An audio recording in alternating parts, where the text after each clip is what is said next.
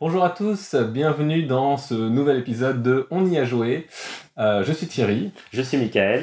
et on va vous parler de 3 jeux de quoi on y a joué. On y a joué à Civolution, on y a joué à Opération Zèbre et surtout on y a joué à Let's Go to Japan. Et on commence tout de suite avec Civolution, le nouveau Stefan Feld. On y a joué. On y a joué au nouveau Civolution de Stefan Feld, illustré par Denis Lausen, et donc qui sort chez Grail Games et Deep Print. C'est le nouveau Stefan Feld. Alors, qu'est-ce que c'est ce nouveau Stefan Feld ? C'est un 3X, donc on met de côté l'extermination et on va donc explorer et s'étendre, et on va exploiter surtout. Eh bien, c'est un jeu de Stefan Feld dans lequel on va jouer avec des dés. Globalement, la sélection d'actions est plutôt simple. On va avoir 6 dés différents au début.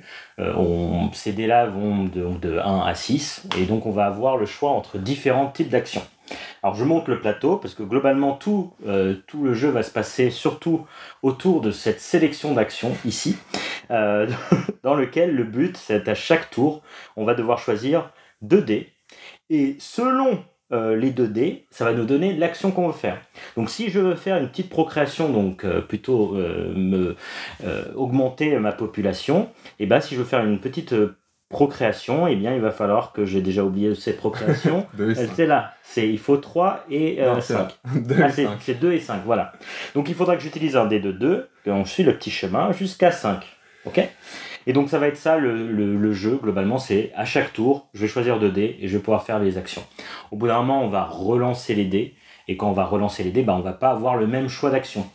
Du coup, c'est un 3X qui va jouer beaucoup sur le hasard, puisque on ne va pas pouvoir planifier vraiment ce que l'on veut faire. On va devoir faire avec ce qu'on a, ce qui est un peu la mantra des jeux de Stefan Feld.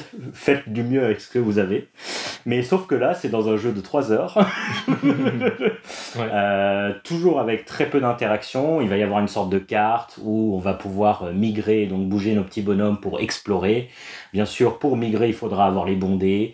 Pour jouer des cartes, on va jouer des cartes en plus, puisque ce plateau-là, on va pouvoir jouer des cartes ici dans les différents endroits qui vont nous donner des points de fin de partie, mais qui vont aussi nous permettre de gagner soit des compétences, soit des nouveaux pouvoirs, soit des nouveaux types d'actions qu'on pourra faire, etc. Et donc on va remplir globalement cette console, et vraiment le cœur du jeu se trouve autour de cette console et de comment on va réussir à faire les différentes actions, et on va surtout jouer des cartes. Dit comme ça, c'est un jeu assez difficile, complexe dans le choix d'actions à chaque fois. Les actions sont plutôt simples. Moi, je trouve que ça, pour le coup, on sait ce que c'est une migration, on bouge nos bonhommes, et procréation. Et l'iconographie aide beaucoup, ouais. Parce qu'en vrai, elle est assez claire, elle est très claire, et voilà. Et on se l'approprie assez vite, ouais. Moi, ça, j'aime bien. Je rentre tout de suite dans ce que j'aime bien. J'aime bien l'icono. J'aime bien les différentes actions aussi que l'on fait dans le côté où on doit vraiment... On programme un peu quand même avec les dés, puisqu'on a globalement 6 dés, donc je vais pouvoir faire au mieux 3 actions. Donc je vais prévoir ces 3 actions-là.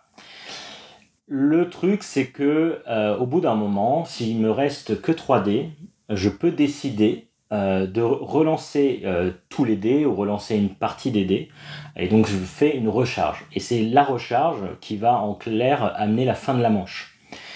On a globalement à 2 joueurs, on pourra faire je pense c'est 5 recharges, je crois, 5 recharges, et ça met fin à la manche. Ça veut dire que on met fin à la manche, on fait tout ce qu'il faut faire, donc la maintenance, quoi. Et on recommence une nouvelle manche avec les mêmes dés. Si on n'a pas relancé les dés, on commence avec soit de 0, peut-être avec 2 dés très nuls, et on va devoir recommencer la manche en relançant les dés. Et du coup, c'est tout le sel du jeu, c'est de savoir quand recharger. Est-ce que je recharge tout de suite parce que j'avais vraiment envie de faire cette action-là de procréation, parce que là, la procréation, ce que j'ai pas dit, c'est que à chaque fin de manche, on va scorer des choses. à chaque manche. Et du coup, là, on va scorer par exemple les petits bonhommes. Plus j'ai de bonhommes, plus je gagne de points à cette manche. Et ben j'ai peut-être envie de faire cette action procréation. Donc peut-être je vais faire une recharge pour pouvoir avoir les dés, en espérant avoir les dés, pour pouvoir faire la recharge. Et ça arrive pas toujours. Non. Souvent, il y a toujours cette option de, on peut toujours mitigate, on peut changer la valeur de dés comme on trouve dans les châteaux de Bourgogne. Donc avec une sorte d'ouvrier ici, c'est des idées qu'on va pouvoir utiliser. Mais bien sûr, des fois, on va même faire une action pour produire plus d'idées. Donc on commence à voir la complexité du jeu comme ça, où on va vraiment devoir réfléchir à plein d'éléments au même temps. Et on peut pas, contrairement à 2 jeux de Stefan Feld, j'ai l'impression qu'on peut pas se spécialiser. Bah, je crois pourtant il faut se spécialiser, mais on n'a pas toujours compris comment. Mais ouais, c'est une usine à gaz, pour de vrai. C'est très sandbox, quoi. C'est très bac à sable. Donc au début, en plus, les dés qu'on a au début, c'est 1, 2, 3, 4, 5, 6. Donc ça te donne vraiment l'impression que t'as des starts un peu possibles et différents, mais surtout que tu peux faire à peu près ce que tu veux comme start. Et même si avec l'expérience, des fois ça se voit après plusieurs parties, des fois il y a des setups où non, tu sens que là ça va pas être la partie où tu vas faire des statuts. Globalement, tu as quand même l'impression que tu peux toujours tout faire, et ça favorise plutôt le côté cette partie là j'ai fait ça, et bah je vais en faire une autre pour essayer de faire autre chose.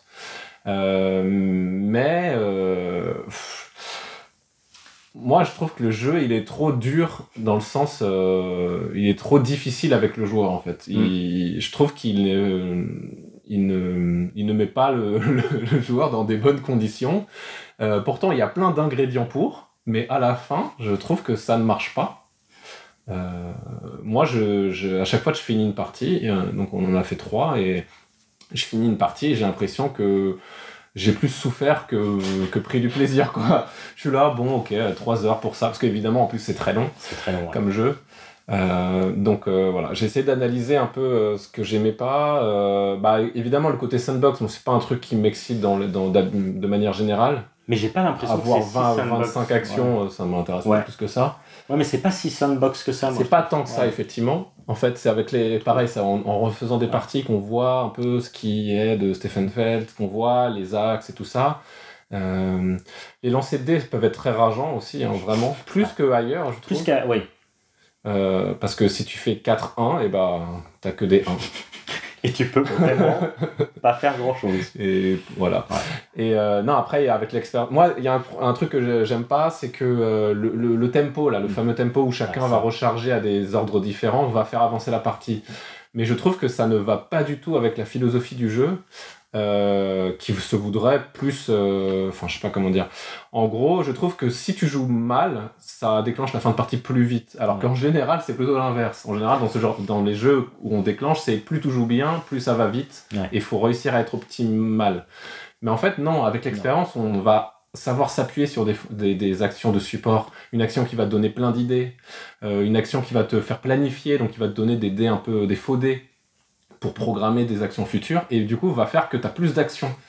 Sauf qu'en fait, si tu joues avec un débutant, lui il va juste aller droit au but, il va relancer, et en fait il va te couper ton plaisir. Et j'aime pas trop le tempo de dire j'aimerais faire 3 trucs, mais ça se trouve lui il va recharger, je pourrais en faire que 2. Il y a des jeux où j'aime bien, mais là je trouve que ça va pas du tout avec l'ambiance du jeu. Je trouve ça hyper frustrant. J'ai déjà assez de choses à gérer pour me dire bon là il y a quelqu'un qui a rechargé et puis c'est nul, quoi. Ouais, mais alors c'est un peu une idée de. Moi j'ai l'impression on a voulu créer de l'interaction là-dessus.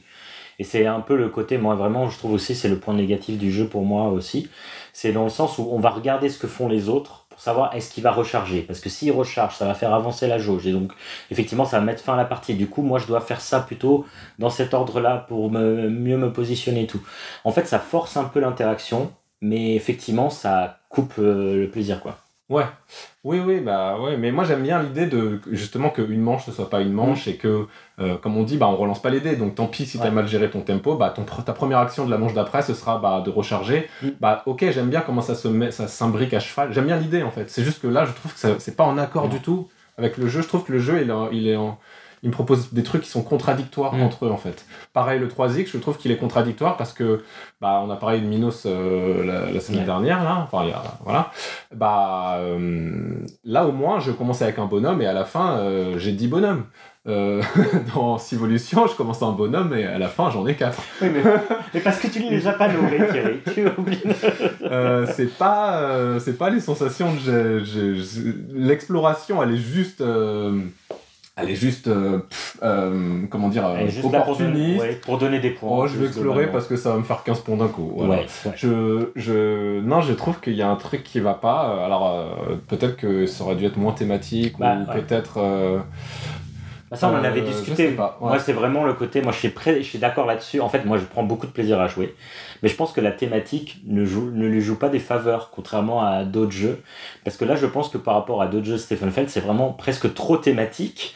Et sauf que ça colle pas vraiment. Et il y a un décalage, effectivement, et tu as l'impression que tu vas exploser, tu as l'impression aussi que tu vas faire plein de trucs, et en fait, tu fais vraiment pas grand-chose au final. Ouais. Et c'est ça aussi qui est un peu... je pense qu'il faut avertir, c'est vraiment... contrairement à d'autres Stefan Feld, il n'y a pas énormément un côté combo. Ouais. On le trouve pas du tout là, vraiment, il n'y a pas de côté combo, il n'y a pas un côté explosif, il n'y a pas le God Turn. On le trouve peut-être un peu, mais pas comme dans d'autres jeux, comme dans un Marrakech ou dans un château de Bourgogne ou d'autres comme ça. Il n'y a pas de combo quasiment. Il n'y a pas de combo. Il y a peut-être les cartes, quand on joue des cartes, ça peut nous permettre de faire des trucs. Et encore. Au mieux, ça va juste permettre de se développer. Donc ça va pas permettre de faire d'autres actions. Une action ne va jamais entraîner une autre action. Non. Au mieux, tu vas juste bien réussir à faire un alignement et développer plusieurs tuiles en même temps ou gagner une tuile de revenu en même temps, mais c'est assez léger. Ouais. Et puis même les actions, elles sont de niveau 1, niveau 2, niveau 3. Donc on a envie de les améliorer. Mais en fin de compte, c'est pas énorme non plus, quoi. C'est-à-dire que je fais une construction, si je l'améliore, je fais 2 constructions identiques, et après je fais 2 constructions de mon choix. Bon c'est pas explosif. Hein. Non, là... Et encore, j'ai pris un bon exemple. Voilà, donc c'est...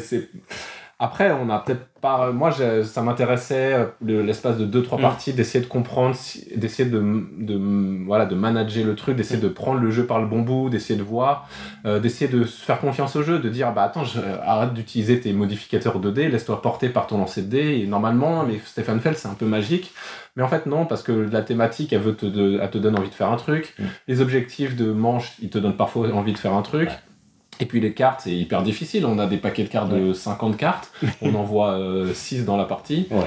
On n'en joue pas beaucoup non plus. C'est difficile à jouer. Très opportuniste, ouais, c'est ça. Donc, le problème, c'est que moi, je suis assez négatif parce qu'au final, j'aime pas du tout les sensations qu'ils me donnent. C'était pas très loin, parce qu'il y a des ingrédients pas mal, mais en vrai, ça me fatigue, ça me donne pas de plaisir, en fait. Moi, je suis plutôt positif parce que moi, j'aime bien la réflexion autour du puzzle personnel. Moi, je trouve vraiment que c'est intéressant le côté puzzle personnel et effectivement le côté adaptation de faire avec ou des trucs comme ça. Ça, j'aime bien. Mais c'est vrai que c'est un peu long pour ce que c'est, peut-être. C'est le problème. Et puis, introduire des nouveaux joueurs, c'est vraiment la tannée parce qu'il faut expliquer toutes les petites zones, et encore c'est pas très compliqué mais c'est long, et effectivement il manque ce côté combo pour moi que je trouve dans les Stefan Feld et que là il n'y a pas. Mais après, moi j'aime bien quand même ce que je fais, j'aime bien prévoir les actions, j'aime bien comment elles vont s'enchaîner, vraiment le côté puzzle personnel j'aime bien. J'aime pas les événements, on a des événements à chaque fin de manche, et ça j'aime vraiment pas. Je trouve que en fait ça rajoute encore du chaos des fois, ou pas du chaos parce qu'on le voit dès le début de la manche qu'est-ce que ça va faire, mais ça va tuer des bonhommes, ça peut faire des trucs très très mauvais. Vraiment notre première partie, la température a augmenté pendant tout le long et du coup on avait que des trucs négatifs à chaque manche. Des bonhommes à chaque fois, voilà. Donc du coup le côté expand, on l'a pas parce qu'effectivement si nos bonhommes ils meurent à chaque fois, c'est difficile. Et puis même l'événement qu'il faut résoudre, qui est aussi lié à la météo, mais qu'on résoudra seulement à la fin de la manche, peut très mal tomber. Bon, des fois c'est négatif, des fois c'est positif. Alors c'est sympa quand c'est positif, mais en fait on voit qu'ils ont essayé de nous guider un peu, de nous donner un peu un truc un axe pour la manche en cours, et puis voilà, mais j'y trouve pas énormément de goût non plus. C'est surtout que des fois tu l'ignores, des fois t'es déjà en avance, tu dis bon bah cool, je suis en avance. Des fois, première manche, si vous construisez des bateaux, vous aurez un truc négatif. Ok, bon bah on fera pas de bateau alors, c'est pas grave. Ou à la fin, t'as une carte qui te dit si vous réussissez cet objectif, vous construisez des bateaux. Ouais, mais ça vous sert à quoi à la fin de la, à la fin de la partie? C'est un peu bizarre. Il y a une sorte d'idée que t'as l'impression qu'ils auraient pu prévoir des événements de niveau 1, 2, 3, 4, selon. Et du coup, on les aurait toujours mélangés. Mais là, il n'y a pas trop de prévision, c'est un peu au hasard. Et du coup, c'est pas terrible les événements. Vraiment, ça, j'aime pas. Mais c'est une curiosité. Moi, je trouve, quand même, il y a une certaine curiosité. Et moi, j'ai préféré à 3, quand même. Ouais. Alors, ça, c'est lié au fait que c'était notre troisième partie. C'est plaisant, quand même, quand on connaît mieux le jeu. Mais aussi, je trouvais qu'il y avait un truc qui se déroulait un peu mieux sur la map, sur le tempo des recharges. C'était un peu plus intéressant de voir comment... Alors qu'à 2, c'est vraiment... Tu recharges, je recharge en même temps quasiment, et c'est un peu... Ça tombe un peu à plat. Mais à 3, il commence à y avoir des dynamiques un peu différentes qui sont plus intéressantes, je trouve. Malheureusement, c'est plus long, du coup. Mais c'est plus long. Mais voilà. Voilà, c'était Civolution, je pense. On passe à Let's Go to Japan. On n'a pas la boîte avec nous. C'est un jeu, on était un peu passé à côté à la sortie, malgré le fait qu'on avait envie d'y jouer. On a pu le rattraper. C'est un jeu principalement de draft, et ce qui est intéressant, c'est qu'il y a vraiment toute la partie du jeu, c'est du draft, c'est-à-dire qu'on a des cartes en main et on choisit lesquelles on met devant nous, et en fait on va juste planifier notre scoring final. Voilà. Et du coup le concept, c'est qu'on planifie notre semaine au Japon. Alors apparemment on peut aller que à Tokyo ou à Kyoto. Ouais, les autres villes sont interdites. Ou c'est des extensions. C'est vrai qu'en une semaine on n'a pas le temps. Donc il y a un paquet de cartes Tokyo bleu et un paquet de cartes Kyoto rose. Donc déjà c'est très original comme truc. Ensuite il y a un système de draft qui est aussi très original par rapport à ce qu'on a l'habitude de voir. C'est-à-dire que c'est pas bêtement j'ai un paquet de cartes et j'en prends une et je passe au voisin. Il y a un truc un peu plus fin que ça qui se passe. Et en plus qui guide un peu le long de la partie, c'est-à-dire qu'au début de la partie, on joue qu'une carte par une carte, puis après on les joue 2 par 2. Il y a vraiment un flux que je trouve très très intéressant dans le draft. Et à la fin de la partie, on regarde, et en fait ce qui est bien c'est que c'est fluide aussi, parce qu'en fait je joue une carte et basta, et on verra ce qui se passe à la fin. C'est ça. Et en plus c'est très abordable parce que au pire on verra ce qui se passe. Tu peux le tryhard, tu peux dire bon, je verrai bien ce qui se passe. Et à la fin, on regarde alors, vous avez fait quoi de votre semaine? Et tu déroules le truc de gauche à droite, lundi, mardi, mercredi, et tu scores. Voilà. Franchement, c'est un peu surproduit. Ouais. Les cartes sont énormes, les jetons sont énormes, les plateaux sont on a des très tableaux gros. C'est quasiment la taille de Civolution, le plateau, quoi. En largeur, c'est vrai, mais c'est un peu trop. Voilà, j'y ai joué sur BGA et en vrai, il y a un vrai plaisir réel de jouer en vrai. Et puis après, si t'as le temps et si t'aimes bien le Japon, et tu lis les cartes de Tokyo et de Kyoto et t'es content. Justement, je pense que toutes les personnes qui ont été au Japon regardent les cartes. Je l'ai mis exprès. Et justement, c'est hyper. Il y a un côté satisfaisant, bien sûr, à se dire j'y ai été, des trucs comme ça. Contrairement à beaucoup de jeux, je trouve que des fois on s'en fout un peu des cartes, des animaux, etc. Là, j'ai vraiment regardé ce que je mettais. Je ne regardais pas que le symbole. Bon, je pense que peut-être des gens qui n'ont pas ni prévu d'aller au Japon, ni été au Japon, peut-être ils s'en fichent un peu, mais en même temps les cartes sont aussi grosses que tu ne peux pas t'empêcher de le voir. Mais moi ce que j'aime bien effectivement c'est vraiment le côté fluide de se dire le scoring on le fait à la fin. Là pour l'instant juste je mets des cartes, j'essaie de faire correspondre les différents symboles, j'essaie de prévoir vraiment ma semaine de comment elle va se dérouler. Alors thématiquement ça marche en plus parce que on prévoit vraiment comment ça va se dérouler, c'est-à-dire qu'il faut que ces symboles-là soient le lundi parce que le mardi je veux scorer ça et le mercredi je veux scorer ça, donc dès le lundi ça serait bien qu'il y en ait quelques-uns qui apparaissent. Et il y a vraiment cette idée de scorer et de vraiment ça rentre dans la thématique qui est bien. Ils ont essayé vraiment de faire une thématique justement liée aux icônes, de dire attends, si tu fais une journée shopping, tu seras récompensé, tu auras fait 3 fois du shopping et le jour d'après tu peux scorer le fait que la veille tu as fait du shopping ou inversement que la veille tu t'es relaxé et du coup si tu t'es relaxé tu vas vraiment encore plus profiter de ce truc là. thématiquement, c'est ça que ça veut dire, quoi.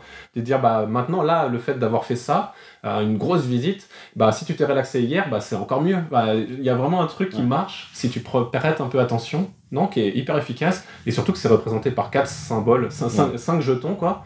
5 jetons que tu avances dans une jauge, globalement, et bah voilà, t'as le shopping, les temples, les vies, voilà, c'est cool. Non, franchement, tout rentre bien, tout se comprend assez vite et assez bien. Et moi, ce que j'aime bien, c'est le draft. Effectivement, tu as dit que c'était hyper original. Et moi, je trouve que c'est vraiment original pour le coup. Parce qu'il y a vraiment aussi un côté, bon, on n'est pas là tout le temps à essayer de coincer les autres. Mais au bout d'un moment, quand on voit que quelqu'un, par exemple, il veut pas trop de cartes de Tokyo, bah, on va essayer de lui mettre des cartes de Tokyo exprès.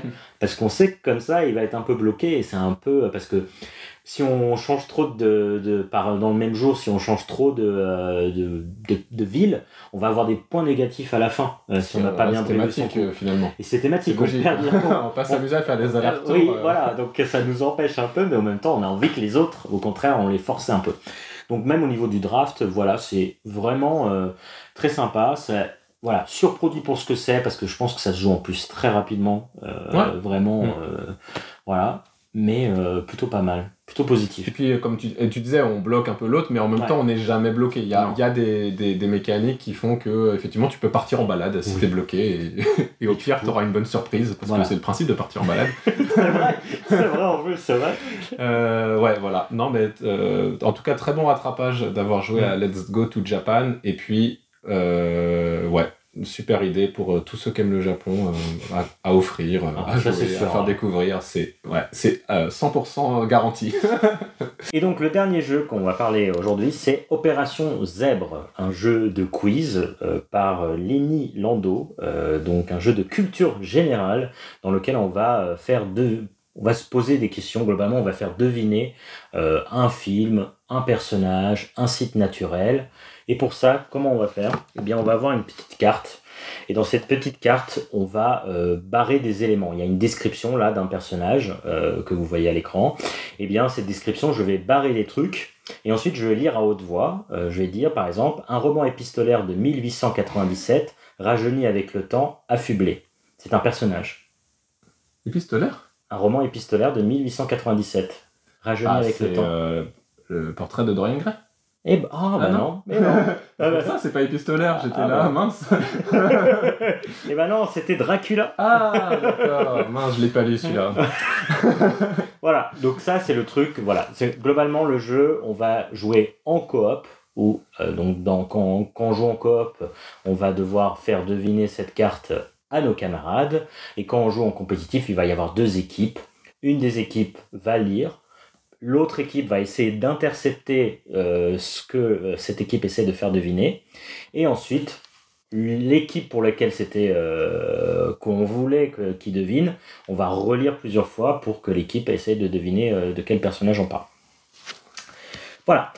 C'est un jeu qui était prometteur, dans lequel on raye des lignes, donc on prévoit ce que l'on peut pour faire deviner les mots. Et puis, quand on joue en compétitif, c'est un jeu qui va être un peu compliqué, un peu mou, pour lequel, donc, déjà, premièrement, quand je vais lire ma phrase, c'est l'équipe adverse qui va devoir intercepter, et elle a 10 secondes. Donc 10 secondes, c'est ultra rapide. Si vous avez déjà vécu 10 secondes dans votre vie, vous savez que ça va vite. Et il faut donc, très vite, il faut écrire le truc. On n'a pas le temps de discuter, on n'a pas le temps de dire « Ah, je pense que c'est peut-être le conte, c'est peut-être un truc avec un vampire. » Non, on n'a pas le temps. Et puis, ensuite, l'autre équipe va essayer de deviner. Et là, pour le coup, il n'y a pas de minuteur, il n'y a pas de timer. L'équipe, elle va avoir tout le temps qu'elle veut. Elle va me demander 10 fois « Est-ce que tu peux relire ? Est-ce que tu peux relire ? Est-ce que là, tu peux relire ?» Et la personne va relire, et donc ça va prendre des plombes. Et donc, c'est vraiment le mode de jeu déconseillé. Parce que c'est long. Ouais, et puis l'équipe adverse a dit, je sais pas, elle a dit Dorian Gray parce que c'est le premier truc qui lui est venu en tête. Après, elle est là, elle attend que l'autre équipe devine et dire « Ah ouais, c'est peut-être Dracula. » Bon, j'espère qu'ils vont pas trouver. Et voilà, c'est vrai qu'il y a bon, ils ont... Et voilà, moi, dans le livret de raid, t'as l'impression que le coopératif, c'est le vrai mode. Ouais. Effectivement, c'est quand même plus plaisant. Et après, ils ont mis un mode compétitif parce que c'est bien aussi dans les jeux d'avoir ça. Mais ouais, pour moi c'est de la coop, c'est plus sympa parce que la dynamique change totalement en fait. Ouais. Bah déjà, tout le monde peut écrire en même temps. Tout le monde peut prévoir sa carte. Et après c'est fluide parce qu'au pire il n'y a que celui qui fait deviner qui attend, comme la plupart des jeux de ce genre-là. Et puis. Et encore, c'est intéressant d'entendre la discussion, de dire ah mais s'il a laissé ça, ça veut dire ça. Bon, en vrai c'est souvent ah je vois pas. Soit tu l'as, soit tu l'as pas. Soit tu l'as, soit tu l'as pas. C'est très dur de déduire quelque chose. Donc tu peux redemander de lire plusieurs fois, mais j'ai pas l'impression qu'en général ça aide. Il y a la possibilité de demander des indices. Donc c'est soit l'initiale du personnage ou autre, soit au contraire on efface tout et on lit une seule ligne que l'on pense que peut donner beaucoup plus d'éléments. Voilà. Ouais, c'est ça. Bah après, moi, je trouve que c'est trop alambiqué pour un jeu de ce type-là. Ils ont essayé justement de faire le mode coop, le mode compétitif. Ils ont essayé de faire en sorte que y a des petites cartes en fonction du nombre de joueurs. Donc forcément, il n'y a pas le même nombre de manches, mais en même temps, par manche, il faut 2 lecteurs. Et du coup, tu sais pas tout à fait où t'en es. En même temps, si tu sais où t'en es, mais ils ont fait quand même des croix pour que tu saches où t'en es. Mais pourquoi ils ont essayé de faire un truc si compliqué au lieu de juste faire comme les jeux de ce genre-là, de dire faites un tour de table, vous êtes 8, bah jouez 8 tours. Enfin, je sais pas vraiment. Genre, ça aurait aussi bien marché. Et autant j'aime bien quand les jeux ils essaient de faire un scoring hyper intéressant. On a ressorti récemment des cryptos qui a vraiment ce concept d'interception et qui rend mais parce que ça va vraiment bien avec l'essence du jeu. Autant là, vraiment, ils ont essayé, on peut pas leur reprocher. Et même éditorialement, c'est trop beau. La boîte, elle est cool. Il y a la petite boîte pour l'emmener en voyage. Donc, ils ont pensé à plein de choses qui sont très cool. Mais là, ils ont un peu abusé parce que en vrai, c'est chiant et en plus, la plupart des gens, ils vont te jouer à l'apéro. Ouais, sortir une carte. Prendre une carte. Et puis à un moment donné, nous, ce qu'on faisait, c'est on rayait plus les trucs, on essayait juste de deviner, juste en lisant les 2 premières phrases. Enfin, voilà. Après, c'est un jeu, le public se l'approprie. Et je pense qu'ils ont quand même réussi à faire un bon jeu. Dans ce genre-là, c'est une bonne idée. En vrai. Quand tu vois le concept, tu dis ah ouais, bonne idée. Cool, moi, l'idée, j'étais vendu déjà avec juste l'idée. Voilà. Après, parfois, bah voilà, il y a une ligne, elle donne tellement d'infos, bah elle te fait perdre trop de points, donc en fait, tu la joues jamais. Donc c'est un peu, des fois, c'est un peu scripté. T'as des cartes, tu sais à peu près que tu vas toujours rayer ça, et tu sais que tu vas. Bah là, Bram Stoker, effectivement, j'ai pas laissé Bram Stoker parce que je me suis dit, elle valait, effectivement, Bram Stoker, c'est 4 points. Mais ça, c'est c'est aussi les règles qu'ils ont mises qui induisent ça, je trouve.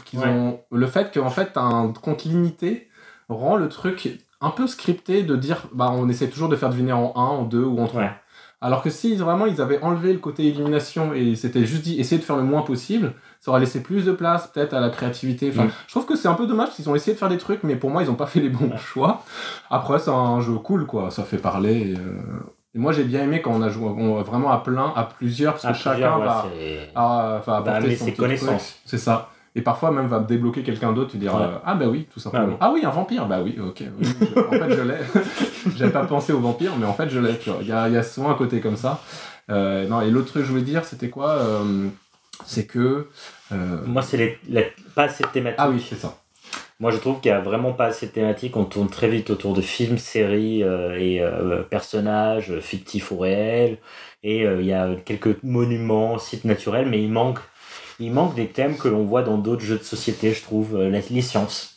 C'est très bizarre, ouais. Il n'y a pas de science, il n'y a pas de questions sur les animaux. Il n'y a pas d'animaux, ouais. C'est très pop culture. Vraiment, très pop culture. La moitié du jeu, c'est très pop culture. En plus, on va te parler de la dernière série Netflix. Bon, voilà. Si t'aimes cet univers-là, c'est cool. Hein. Nous, on est fort là-dedans et on est content aussi. Hein. Mais parfois, on aimerait bien autre chose. Parce que parfois, on aimerait bien se mettre justement en difficulté parce que justement, on barre des trucs et apprendre des choses. Là, globalement, je trouve que c'est un des problèmes, c'est qu'on va pas trop apprendre de choses. Donc peut-être, il va y avoir sûrement des nouvelles cartes. Oui, il y a de quoi faire. Il y a de quoi faire. Mais je trouve ça décevant d'avoir un jeu au départ avec très peu de thématiques quand même. Donc, voilà. Voilà. C'était Opération Zèbre. C'était tout pour cette vidéo. On y a joué. Je vous jure qu'on y a vraiment joué à tous. On se retrouve la prochaine fois avec peut-être des jeux d'enquête ou peut-être pas. peut-être un débrief de Toulouse, on verra. Ah bah oui. Et puis venez me dire bonjour si vous me voyez à Toulouse, au Festival de Toulouse. Ciao, ciao.